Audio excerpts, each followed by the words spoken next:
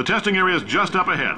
The quicker you get through, the quicker The character of Carolyn came about because we wanted somebody for Cave to play off of. Though we had originally envisioned a put-upon scientist character called Greg, it would have been wasteful to hire an actor for just 1 or 2 lines. Instead, we hit upon the idea of economizing by using GLaDOS actor Ellen McLean. Out of nowhere, we suddenly had an opportunity for a GLaDOS origin story. Let them know. You could walk out of here with 120 weighing down your bindle if you let us take you apart, put some science stuff in you. Propulsion gel carried over almost exactly the same as the speed paint in the student game, tagged the power off paint, except that it is slightly more than twice as fast. Propulsion gel combined well with the existing mechanics of Portal, such as flinging, and it also went well with the repulsion gel for long jumps.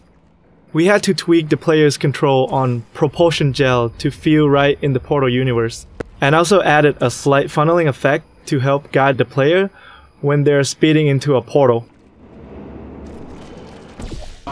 Carolyn, please bring me more pain pills. Portal paint was the last paint we added to the game, and for a long time we weren't sure of the best way to use it. We experimented with the delivery method and found that it was most effective when it was deployed in large quantities. Another important factor was the angle of application. Dropping the paint at an angle allowed the player to play more freely with the paint, which gave them the liberating feeling of breaking the rules by being able to place portals where they couldn't before. The first implementation of the blob was integrated in the Source engine back in 2007. Over the years, the code has been significantly optimized, but was still way too slow to run on game consoles. The blob was a key feature of Portal 2, even though we didn't know if we could make it work for consoles. In summer 2010, we were still considering using completely different tech for consoles, one that would certainly not look as nice. On the 360, even with a very low quality blob, we were barely within a performance budget. But we really wanted to have the same high quality blob among all platforms.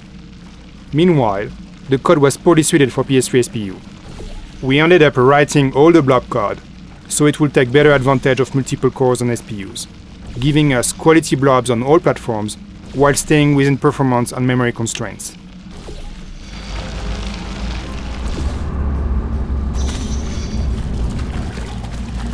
With the gel sounds for Portal 2, we wanted to create something whimsical that would add to the player's enjoyment of the mechanics, without crossing over the line into ludicrousness.